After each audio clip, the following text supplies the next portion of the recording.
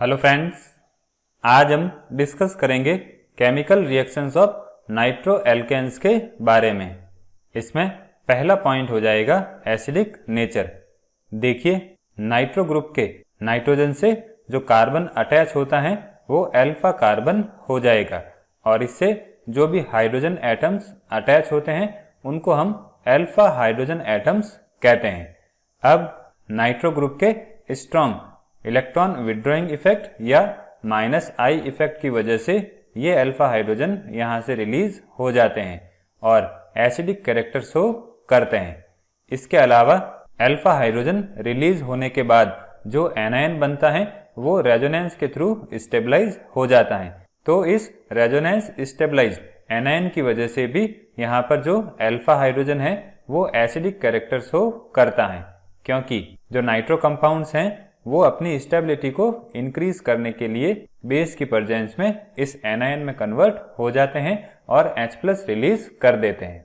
अब देखिए, अगर हम नाइट्रोमीथेन के एल्किली सॉल्यूशन का एसिडिफिकेशन करते हैं तो उससे नाइट्रोमीथेन के एसिडिक आइसोमर्स ऑब्टेन होते हैं, जिनको हम एसी फॉर्म कहते हैं। यहाँ पर एसी एसिडिक फॉर्म को रिप्रेजेंट कर रहा है।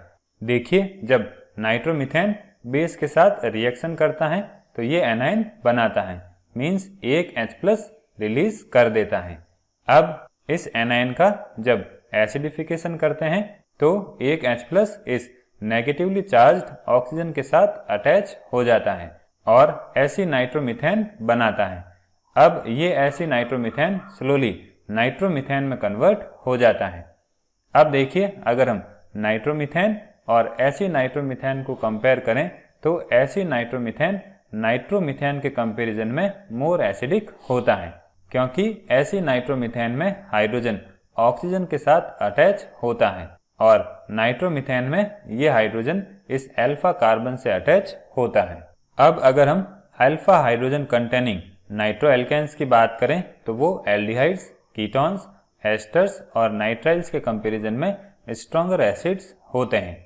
ये हो जाएंगे कुछ नाइट्रो एल्केन्स के कंपाउंड और ये हो जाएगी इनके लिए pKa की वैल्यूज। फिर सेकेंड पॉइंट हो जाएगा reaction with electrophiles and nucleophiles. देखिए, ऐसी नाइट्रो डेरिवेटिव्स की बात करें तो वो न्यूक्लियोफिलिक और इलेक्ट्रोफिलिक दोनों सेंटर्स की तरह रिएक्ट करता है। पहले बात करते हैं ऐसी रिएक्शंस के बारे में जिनमें ऐसी नाइट्रो डेरिवेटिव्स न्यूक्लियोफाइल की तरह एक्ट करता है। तो देखिए, जब नाइट्रो कंपाउंड की रिएक्शन बेस के साथ करवाते हैं तो यहाँ से एक अल्फा हाइड्रोजन रिलीज होगा और ये एनायन बनेगा जो कि रेजोनेंस के थ्रू स्टेबलाइज होता है। अब ये एनायन न्यूक्लियोफाइल की तरह बिहेव करेगा और जब एल्डिहाइड के साथ रिएक्शन करेगा तो एल्डोल कंडेंसेशन के थ्रू बीटा नाइट्रो एल्केनॉल बनेगा। अगर ये न्यूक्लियोफाइल एल्कीन के साथ रिएक्शन करता है तो माइकल एडिशन के थ्रू ये साइक्लिक कंपाउंड बनेगा और ये न्यूक्लियोफाइल अगर हैलोजन के साथ रिएक्शन करता है तो उस नाइट्रो कंपाउंड का हैलोजिनेशन होगा। फर्दर हैलोजन के साथ रिएक्शन होती हैं तो हैलोजिनेशन का एक्सटेंशन हो जाएगा। अब देखिए, अगर हम नाइट्रो ग्रुप की बात करें तो उसको अमीनो ग्रुप में रिड्यूस किया जा सकता है। तो अभी जो हमने रिएक्शंस डिस्कस की हैं उनका यूज कई सारे अमीनो डेरिवेटिव्स के सिंथेसिस में किया जा सकता है। अब देखते हैं ऐसी रिएक्शंस जिनमें ऐसी नाइट्रो डेरिवेटिव्स इलेक्ट्रोफाइल की तरह बिहेव करते हैं। इसमें पहली रिएक्शन हो जाएगी नेफ रिएक्शन, या इसको हम नेफ कार्बोनाइल सिंथेसिस कहते हैं। इसमें कार्बोनाइल कंपाउंड्स जैसे एल्डिहाइड्स और कीटोन की सिंथेसिस होती हैं। अगर हम प्राइमरी नाइट्रो एल्केन्स यूज करते हैं तो एल्डिहाइड बनेंगे और अगर सेकेंडरी नाइट्रो एल्केन्स यूज करते हैं तो कीटोन का फॉर्मेशन होता है। देखिए, ये हो गया सेकेंडरी नाइट्रो एल्केन। बेस की प्रेजेंस में ये अल्फा हाइड्रोजन रिलीज करेगा और ये एनायन बनाएगा। फिर इसका एसिडिक हाइड्रोलाइसिस करते हैं तो एक H+ इस नेगेटिवली चार्ज्ड ऑक्सीजन के साथ अटैच हो जाएगा। फिर ये पाई इलेक्ट्रॉन जब इस तरफ शिफ्ट होंगे तो यहाँ पर इलेक्ट्रोफिलिक सेंटर जनरेट हो जाएगा और वाटर मॉलिक्यूल न्यूक्लियोफाइल की तरह इस कार्बन पर अटैक करेगा। इस रिएक्शन में जो एसिड नाइट्रो डेरिवेटिव हैं वो इलेक्ट्रोफाइल की तरह बिहेव कर रहा है और वाटर मॉलिक्यूल न्यूक्लियोफाइल की तरह बिहेव कर रहा है, तो इससे ये प्रोडक्ट बनेगा। फिर इसमें प्रोटॉन ट्रांसफर होगा, मीन्स एक प्रोटॉन इस ऑक्सीजन से इस नाइट्रोजन पर शिफ्ट हो जाएगा। फिर नेक्स्ट स्टेप में यहाँ से एक H+ रिलीज होगा और ये इलेक्ट्रॉन इस नाइट्रोजन के पास शिफ्ट हो जाएंगे। तो इस तरह से बॉन्ड क्लीवेज के थ्रू फाइनल प्रोडक्ट के फॉर्म में कीटोन ऑब्टेन होगा। फिर नेक्स्ट पॉइंट हो जाएगा सेल्फ कंडेंसेशन। देखिए इसमें एसिड नाइट्रो डेरिवेटिव का एक मॉलिक्यूल न्यूक्लियोफाइल की तरह बिहेव करता है और दूसरा मॉलिक्यूल इलेक्ट्रोफाइल की तरह बिहेव करता है, तो इनसे ये एडिशन कंपाउंड बनेगा। फिर जब इसका हाइड्रोलाइसिस करेंगे तो एक प्रोटॉन इस ऑक्सीजन के साथ अटैच हो जाएगा। फिर यहाँ से ये हाइड्रोक्साइड आयन रिलीज हो जाएगा और यहाँ पर ये डबल बॉन्ड बनेगा, तो इससे नाइट्रोसो डेरिवेटिव ऑब्टेन होगा और इसमें जब प्रोटॉन का ट्रांसफर होगा तो ऑक्सीजन का फॉर्मेशन हो जाएगा। फिर नेक्स्ट पॉइंट हो जाएगा एक्शन ऑफ नाइट्रस एसिड। इसको हम विक्टर मेयर टेस्ट कहते हैं। देखिए जब प्राइमरी नाइट्रो एल्केन की रिएक्शन नाइट्रस एसिड के साथ करवाते हैं तो नाइट्रोलिक एसिड ऑब्टेन होता है। अब नाइट्रोलिक एसिड की रिएक्शन जब NaOH के साथ करवाते हैं तो रेड कलर प्रोड्यूस होता है। इसी तरह से अगर हम सेकेंडरी नाइट्रो एल्केन की रिएक्शन नाइट्रस एसिड के साथ करवाते हैं तो स्यूडो नाइट्रोल ऑब्टेन होता है। अगर इसकी रिएक्शन NaOH के साथ करवाते हैं तो ब्लू कलर ऑब्टेन होता है। अब देखिए ये जो कलर रिएक्शंस हैं इनका यूज प्राइमरी, सेकेंडरी और टर्सरी नाइट्रो एल्केन्स को डिस्टिंग्विश करने में किया जाता है, तो इस टेस्ट को हम विक्टर मेयर टेस्ट कहते हैं। अब देखिए टर्सरी नाइट्रो कंपाउंड्स की बात करें तो वो नाइट्रस एसिड के साथ रिएक्शन नहीं करते हैं क्योंकि इनमें अल्फा हाइड्रोजन्स प्रेजेंट नहीं होते हैं।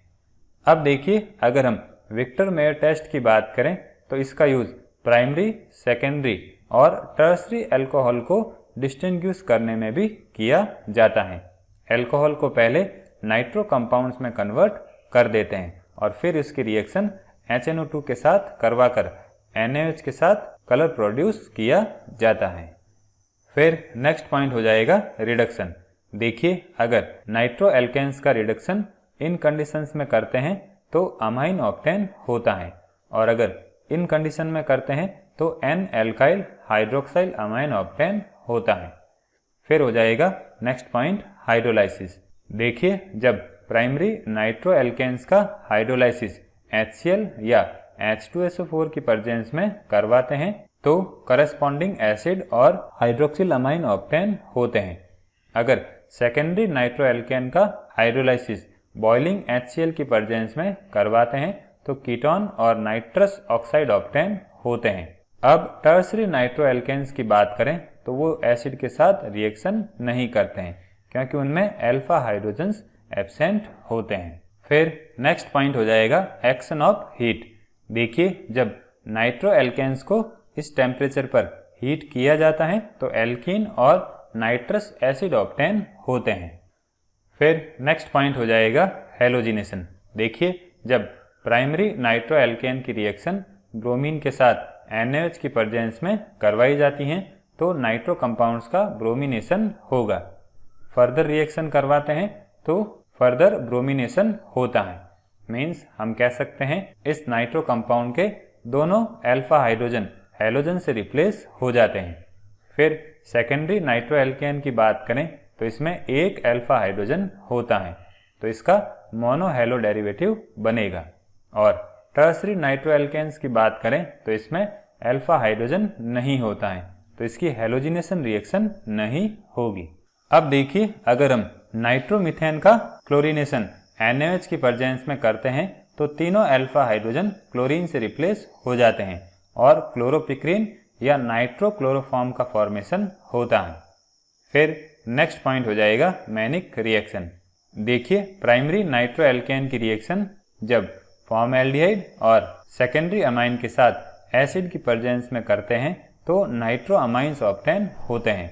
इसी तरह से सेकेंडरी नाइट्रो एल्केन्स भी नाइट्रो अमाइंस में कन्वर्ट हो जाते हैं। फिर नेक्स्ट पॉइंट हो जाएगा डिहाइड्रेशन। इसमें नाइट्राइल ऑक्साइड्स का फॉर्मेशन होता है। देखिए, अगर हम नाइट्रोमीथेन का डिहाइड्रेशन करते हैं तो उससे हाईली एक्सप्लोजिव फुल्मिनिक एसिड का फॉर्मेशन होता है।